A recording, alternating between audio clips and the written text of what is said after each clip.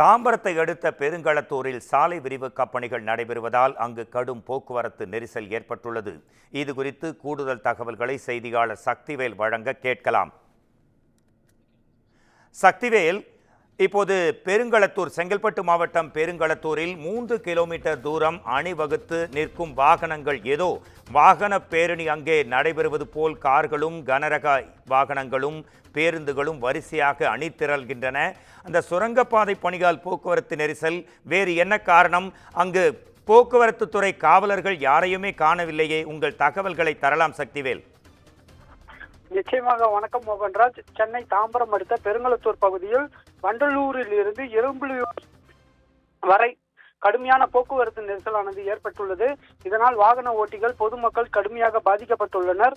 ஒவ்வொரு நாளும் இது போன்று மாலை நேரங்களிலும் காலை நேரங்களிலும் அதிகப்படியான வாகனங்கள் இவ்வழியாக கடந்து செல்வதால் போக்குவரத்து நெரிசலானது ஏற்பட்டு வருகிறது. குறிப்பாக பள்ளி, கல்லூரி மற்றும் வேலைக்கு செல்லும் போதும் வீடு திரும்பும் போதும் பல மணி நேரம் இந்த போக்குவரத்து சிக்கி பயணிகளும் பொதுமக்களும் தவிக்கின்றனர். குறிப்பாக போக்குவரத்து நெரிசலுக்கு முக்கிய காரணமாக இரும்புலியூர் பகுதியில் சாலை விரிவாக்க பணி மற்றும் ஆமை வேகத்தில் இந்த சுரங்கப்பாதை பணியும் நடைபெற்று வருவதால் இத்தகைய செயல், அதாவது போக்குவரத்து நெரிசலுக்கான சூழல் ஏற்பட்டுள்ளது.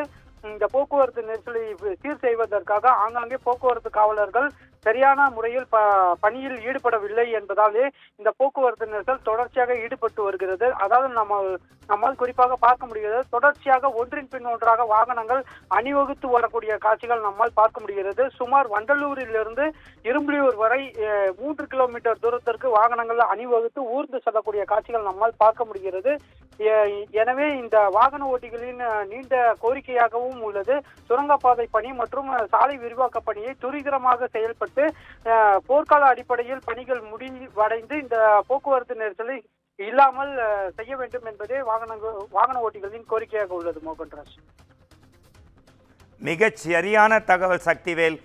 சென்னை முழுக்க, குறிப்பாக தமிழ்நாட்டில் சென்னை முழுக்க பல்வேறு சாலை பணிகள், மெட்ரோ பணிகள் எல்லாமே ஆமை வேகத்தில் தான். விரைவாக பணிகளை முடிக்கலாமே. பொதுமக்கள் கோரிக்கை உண்மைதான். பார்க்கலாம் என்ன நடக்கும் என்பது. நன்றி.